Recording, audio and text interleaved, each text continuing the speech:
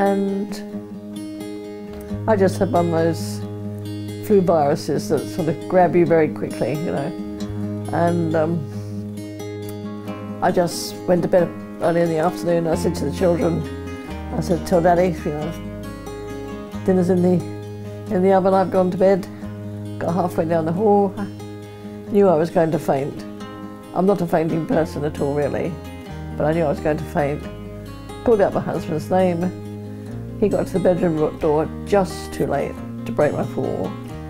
And he said, "I fell," you know, these sort of revivalist meetings, you fall, they seem to fall like a tree trunk, absolutely stiff. He said, "You fell like that." And by doing that glancing blow on the hall panel heater, just dislocated the fourth vertebrae. What it means is you're totally paralysed. You've broken your spinal cord at a very high level. And since that governs all of your muscles, you can't move at all, really, hardly at all. At first I couldn't move at all. I've just managed to get enough back in order to drive a motorised wheelchair. I think my husband had the worst part of the deal. We'd only been in the country 14 months, children were 6 and 8, and I don't know anyone who would have coped with it in the way that he did. I mean, he carried on with his own job, brought up 2 children, and took me home every weekend. So we never lost our family atmosphere. Alan Morgan, he and Professor Roy Harrison, it was amazing.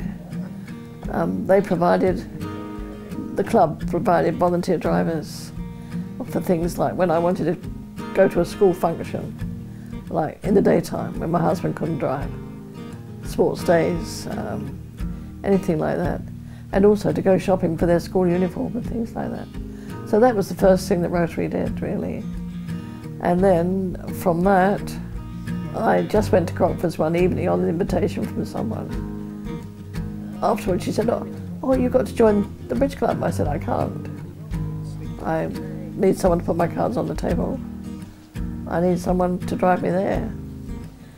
And within no time, Rotary were approached, and for the last, what, I don't know, 34, 35 years, once a fortnight, someone from Christchurch West turns up, sits beside me and puts my cards on the table. And they used to drive me in an old common van that I have, or no, an old Toyota van that I have. And then for about the last 8 years or so, they think they've become too old to crawl around on the floor and fasten my chair to the floor. So now they pay for a taxi every once in a while. When I started to need drivers, there was just one telephone at the top of the stairs, and Rotary paid for the installation of my own phone, and they will pay for the first 6 months' rent. And after that, I would be on my own. But Christchurch West, they're just a wonderful group of people. And yeah, they're just a great crowd of men and women now. It was only men at one time. I'm Alan Morgan. I'm Christchurch West Rotary Club. Well, in the first year of our club, which was 33 years ago, or 34 I think, we took St John of God on as a project because it was in our club area, and we thought there was probably a need over here for some help, and we helped 1 or 2 other patients here in the early days, and Olive has been the enduring one, and we were here when they started learning bridge, and so that when they carried on playing regularly, we were able to help, particularly Olive. She's able to play the game mentally, of course, but she just can't pick up the cards and put them down, and that's what we do for her. And you better get them right, because you know, it's pretty important. If you play the wrong card, you can be in trouble. I guess there's someone who's mentally really with it, who just physically can't play the game that she so really loves. And it's such a small thing to just help her out. It's just sort of part of the reason for being a Rotarian. There's a lot of people around, you know, that are much worse off than we are, and we like to lend a helping hand. her degree of disability is pretty profound, really, and yet she's done all sorts of things. She's did a degree and she's written a book, and against all sorts of odds, she's been a tutor at the university, and she still wants to help out. She's very keen on teaching people with reading difficulties to read. She's an inspiration, absolutely.